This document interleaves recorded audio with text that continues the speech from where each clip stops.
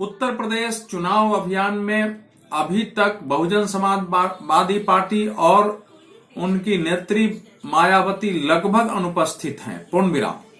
पूरे देश में इसको हैरत से देखा गया कि समाजवादी पार्टी, भारतीय जनता पार्टी कई महीनों से चुनाव अभियान चला रही है, लोगों के बीच जा रही है, सम्मेलन कर रही है, एक दूसरे पर प्रहार कर रही है, लेकिन बसपा कहां है?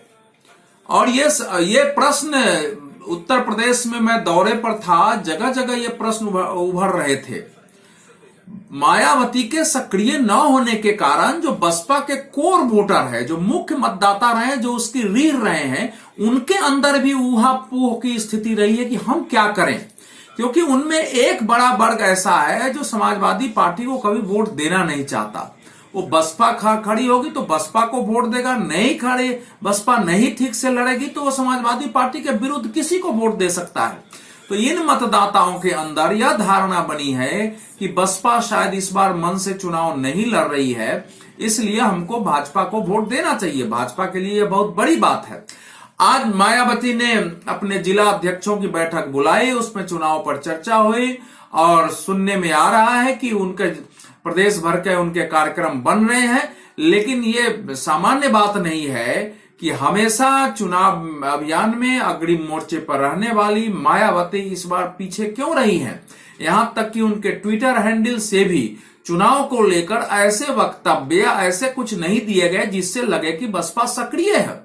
आखिर इसका कारण क्या है? ये कारण समझना बहुत कठिन है। बड़े बड़े राजनीतिक विश्लेषक इसे नहीं समझ पा रहे और मायावती चूंकि पत्रकारों की पहुंच में सामान्यतः नहीं रहती सीधे सीधे, इसलिए उनसे समझना भी कठिन है। शायद वो अगर चुनाव अभियान में आए, अपने भाषण में बताएं, तभी पता चलेगा, लेकिन अभी तक उनके न होने से उत्तर प्रदेश की पूरी लड़ाई भारतीय जनता पार्टी बनाम समाजवादी पार्टी में परिणत हो गई है। कांग्रेस का कोई जनाधार नहीं है, इसलिए प्रियंका वाड्रा के सक्रिय रहने या राहुल गांधी के अमेठी से लेकर लखनऊ तक का जो भी दौरा हो, उन सब का कोई मायने नहीं है। उसकी मायने तो तभी होता जब उसका कोई जनाधार होता। बसपा का चुनाव में होना मायने है क्योंकि उसका एक बेस वोट बैंक है। बुरी स्थिति में भी वो 16-17 से लेके 18 तक % का जो वोट है उसको छोड़ के गया नहीं है। तो इसीलिए बसपा अगर चुनाव में रहती है तो फिर वो चुनाव परिणाम प्रभावित होता है, भले वो कितनी बैंक है। बुरी स्थिति में भी वो 16-17 से लेके 18 तक % का जो वोट है उसको छोड़ के गया नहीं है।